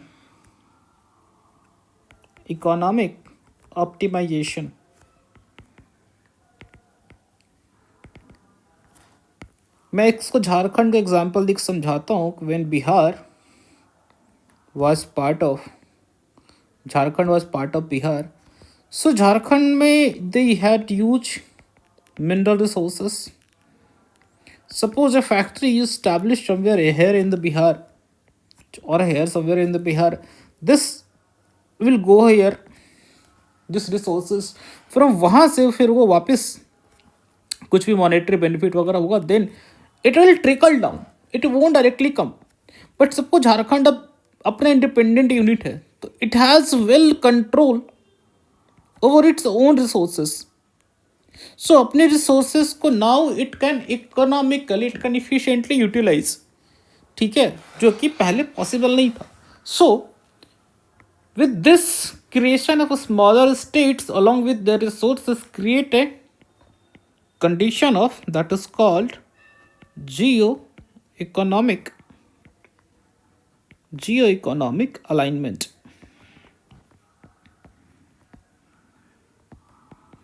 ठीक है, point number 3. Point number 4, political inclusivity. Political inclusivity. Again, I will take up the example of Jharkhand. Jharkhand's tribal population always felt marginalized, outcasted from the politics of Bihar. They always found themselves on the backside. So creation of new state gave the tribal population, to those who were feeling marginalized, new political opportunity to decide their fate. Political opportunity. And this political opportunity bringing a sense of inclusion. Yes, in this political debate, in this political discourse में हमारा भी से है. और जब political debate discussion में हमारा भी से है, so this will strengthen what sir participatory democracy. This is the point number 4. Now let's take up point number 5. Cultural consolidation.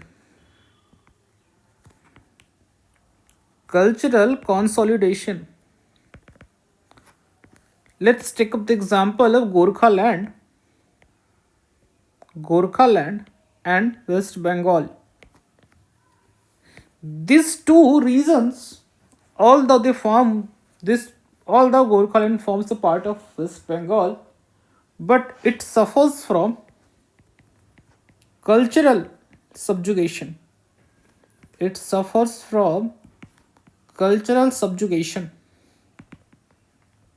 And because of this cultural subjugation, they are constantly demanding statehood. And once if such a kind of cultural subjugated reason is demanding a statehood. If they get a statehood, so it leads to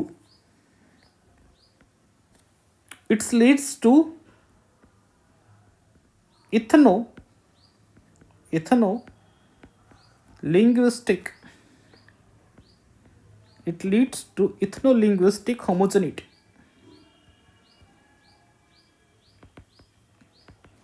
creating more sense of belongingness.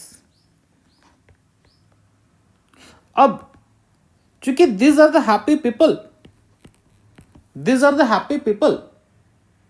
they feel empowered, उनकी identity is not being threatened, so they can more actively contribute to the public life. If they are contributing more actively to the public life, so overall our diversity, our nation will be strengthened. Our civic cohesion, or the bond of fraternity will become more stronger. So the fifth point is this cultural consolidation, and this cultural consolidation को हम identity तक लेके जाएंगे, and we will see कि how this identity अगर आपकी strengthened रहती है तो how civic cohesion fraternity will become more stronger. Sixth point, infrastructural prioritization.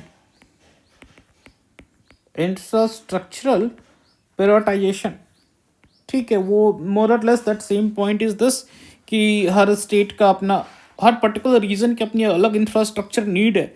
If you are creating a smaller states, so they will have, जैसे जो mainly ये problem होता है वैसे क्षेत्रों में जहाँ पे जो पूरा इकोनॉमिक एक्टिविटी है that is centred in just one region. जैसे for example, if I take up the example of Maharashtra, so areas around Mumbai, they are well developed. Similarly in Gujarat, areas around coast and few cities are more developed. Same thing happened with Telangana and Andhra Pradesh. Andhra Pradesh coast areas more developed. So the peripheral areas, इसके लिए अपना term use करेंगे peripheral economic hinterlands are more vulnerable. आप देखोगे वहां पे development projects, infrastructural projects are less. In fact we can take up the example of Bihar. The way Patna has been developed, the way what Patna has made a tremendous progress in the last 20 years, the same progress has not, you will not see in any other district of Bihar, any other cities of Bihar. And the more you will move away from Patna, the more you will feel stagnation. Let's start moving first. Suppose we are going to this side, Ganga, across the Ganga. If you started crossing, you will go to Muzaffarpur. Okay, it's developed. In comparison to Patna, not developed, but in comparison to other cities, it's developed. Then go beyond Muzaffarpur to next Sitamarhi, Darbhanga, then go to the border states. So slowly you will find the more you are going away from Patna, yet more its development trajectory is declining. Same is true with this side, Madhepura, Saharsa, Kishanganj, Araria. So ऐसी परिस्थिति में when you are creating new states, तो जो peripheral economic hinterland है they can now prioritize their own infrastructural needs. ठीक है. And 7, चूंकि एक ऐसी परिस्थिति में जैसे आंध्र प्रदेश और तेलंगाना के बारे में लें, तो तेलंगाना जब they were is a common unit, when they were common unit, so Telangana वाले लोगों का हमेशा आंध्र प्रदेश कोस्टल एरिया के प्रति ना बहुत ही नकारात्मक एटीट्यूड रहता था. They always use to see coastal people with the suspicion. ठीक है. And this created a culture which is called regional chauvinism. This culture which is called regional chauvinism. So once Telangana got its own state, धीरे धीरे वो अपने needs अपने priorities को पूरे में बिजी हो गए और वो जो हेटर्ड था they nurtured they nurtured the goals against this coastal people. Finally it subsided. So seventh point, we can say it leads to the reduction of regional chauvinism. Now what are the disadvantages, what are the challenges? सबसे पहला जो मैंने पहले ही बात किया था, administrative proliferation. भाई कितने सेक्रेटरीट बनाओगे? when you need more officers, bureaucratic explosion,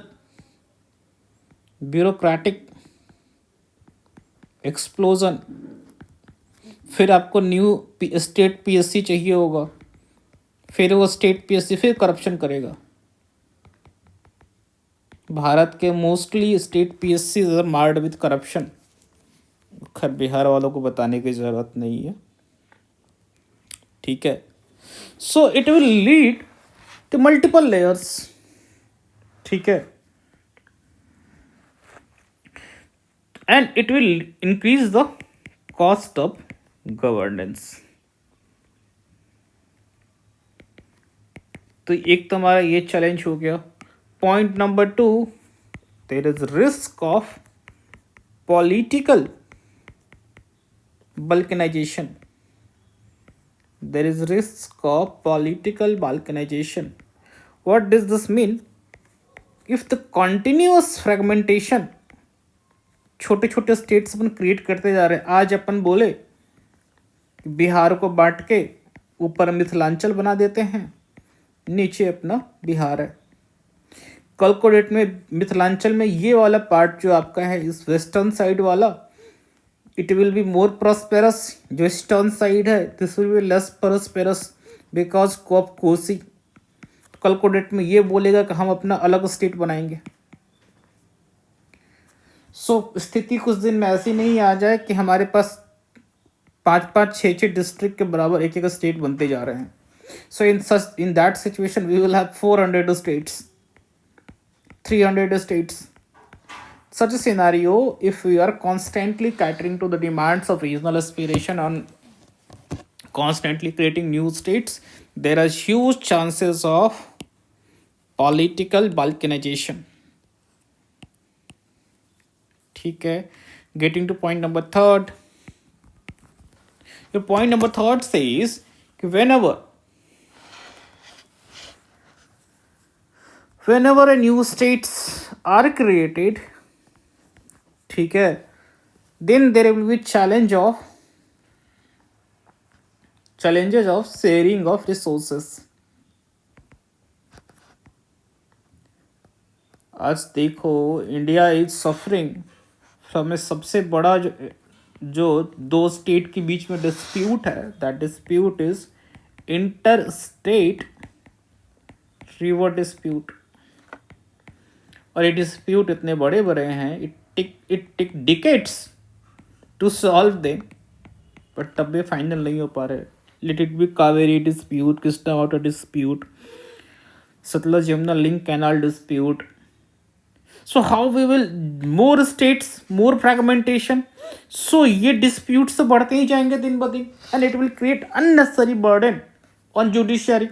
Although हमारा constitution कहता है कि water resources में Supreme Court will not intervene.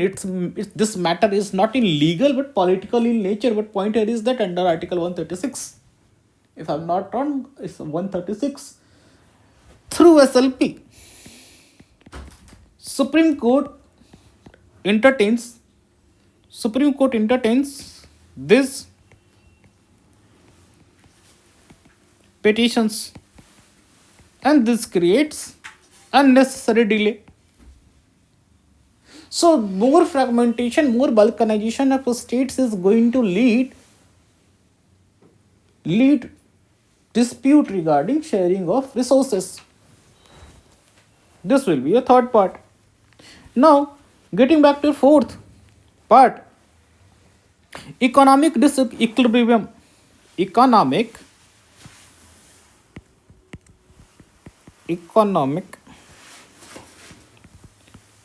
disequilibrium. A smaller states create fiscal asymmetry. मैंने थोड़ी देर पहले भी आपको समझाया था कि कैसे fiscal challenges will emerge. So smaller states create challenges of fiscal asymmetry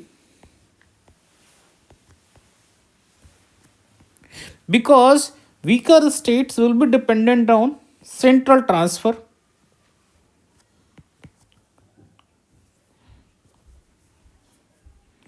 Weaker states will dependent on central transfer. ठीक है, federal transfer.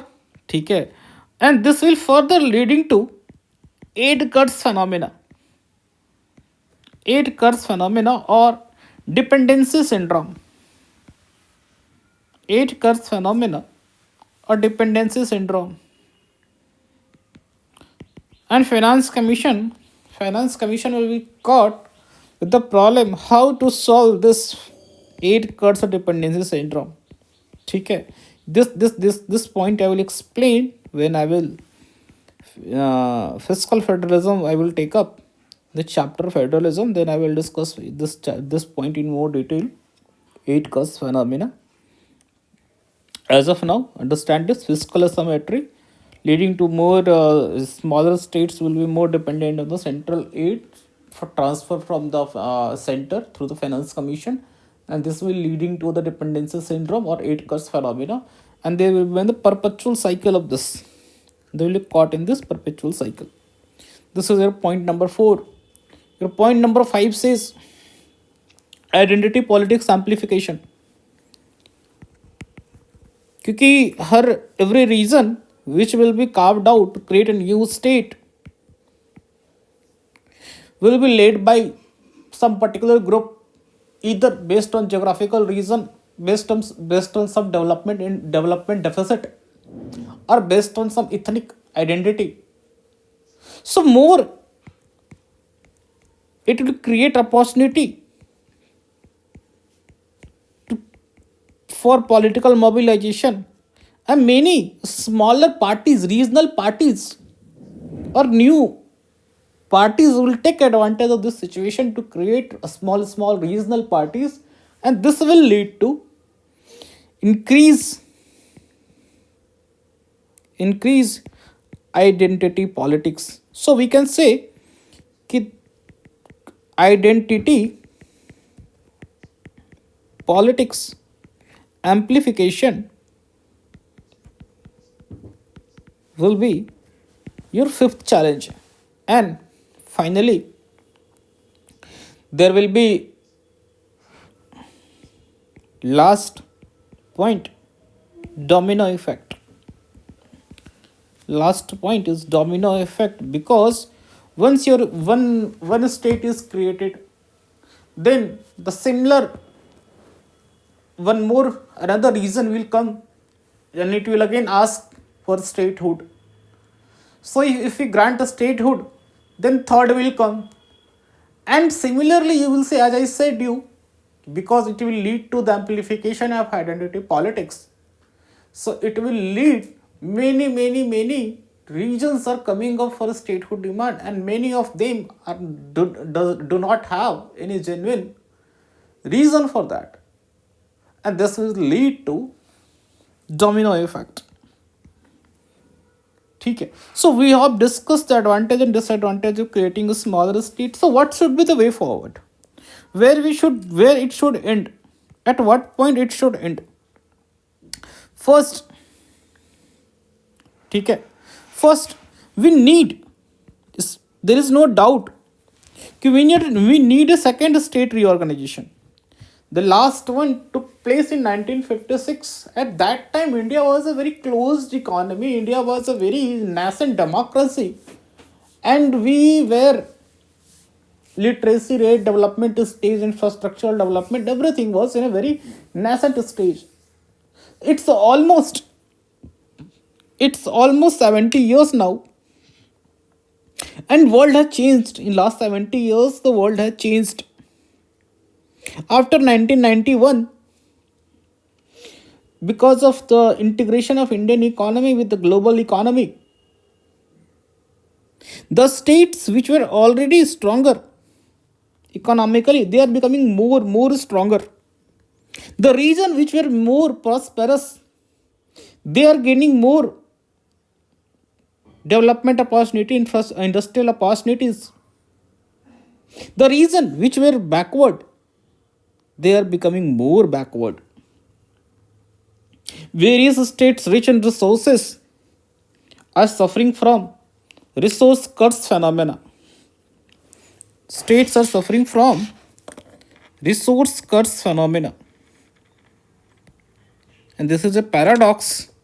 Some of the richest states in India lags on the development indicators. They always suffers from fiscal deficit. So after LPG, lot of things have changed. The states are becoming, the states which are having more, they were more prosperous, and the states which were less prosperous, the gap is widening. If you take up the per capita income of the top 3 states and the per capita income, the bottom 3 states, this gap has widened.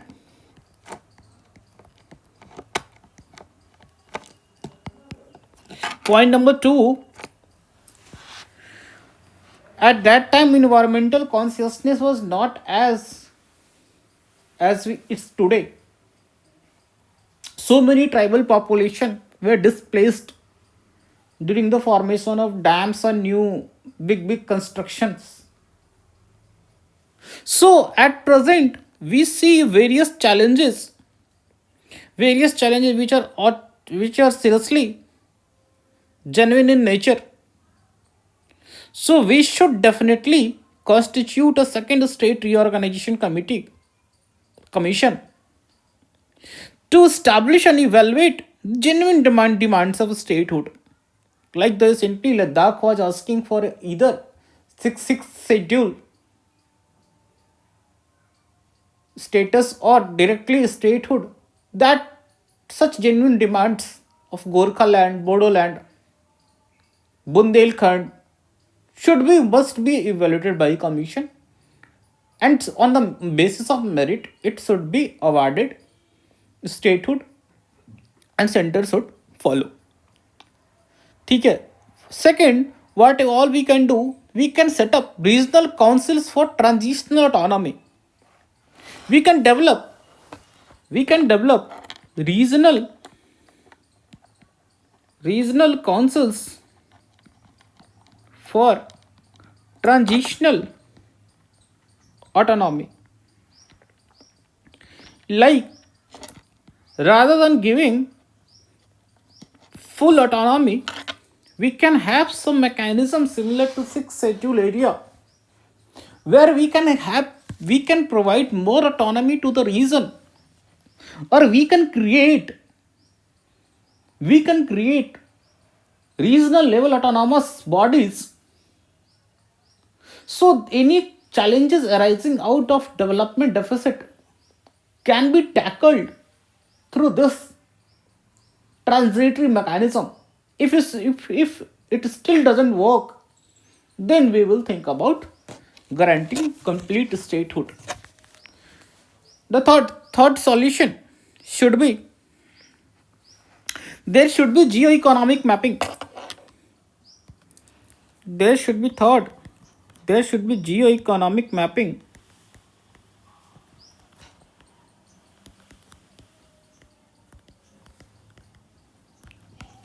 There should be geo-economic mapping.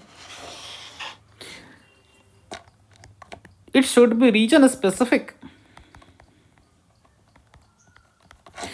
to ascertain that whether a new state which will be created can sustain itself economically or not.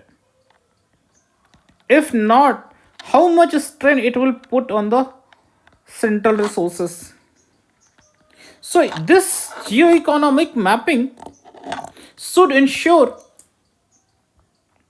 economic viability of the newly created state. ठीक है. And fourth, so far what mechanism we have to bring inter-regional disparity, especially among those states? We have finance commission. Finance commission devolves fund on the basis of disparity among those states, but we don't have any mechanism to address intra-state disparity.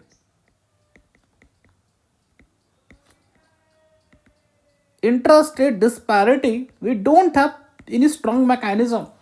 It's high time we should give more power to state finance commission, same like as central finance commission, to devolve funds to the panchayati raj institutions, local bodies, so that it can address the issue of intra-state regional disparity, intra-state development deficit. So while if we address this challenges of intrastate development deficit, there are chances that the demands emerging out of this development deficit that will subside. And finally, as I told you, identity is the biggest thing a person wants to achieve. He wants his identity to be intact, ensured. As I explained you through the example of Gorkhaland, in which West Bengal tried to impose the Bengali language on the people of Gorkhaland, and it was seen as a cultural subjugation. So we need a comprehensive policy framework. We need a comprehensive policy framework which addresses socio-cultural identity, which addresses socio-cultural identity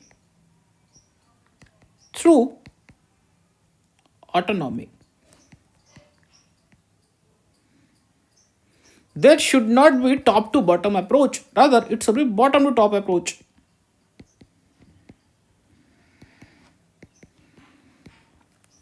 And the last point which we should focus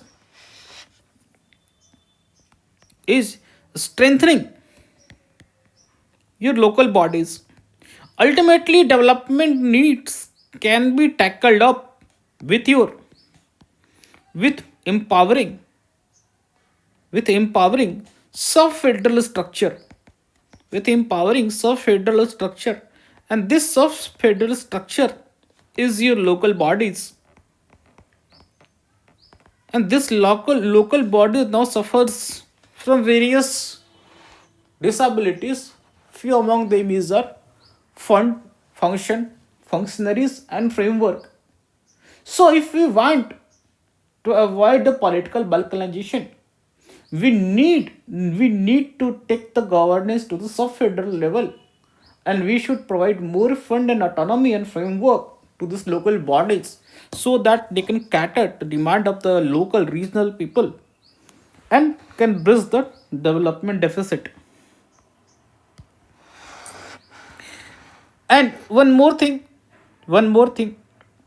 as Amartya Sen has told in his book Development as Freedom. So we are now residing in an age where data is the new oil. We have now ample data to align our policy making. So, as Amar Sen has rightly pointed out in his book Development as Freedom, we want to have a policy based on this data. That those policy directly empowers the citizen to realize their freedom,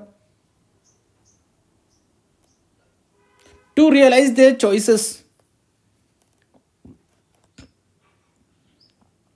Let's make our entire policy making either from at center level or state level or at local level directly based on these data, so that we can exactly know which particular group, which age group, which caste group, which class group needs what kind of intervention. Once this is holistically tackled, so definitely this subdued aspiration, this subdued identity,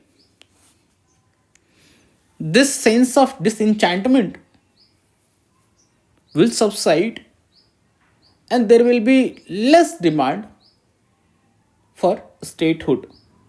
So this is all we had to discuss about first chapter, and I think I have discussed thoroughly your last point, creation of smaller states. Okay, so this is how we end up. Let's wind up now. Let's meet in the next class. Thank you.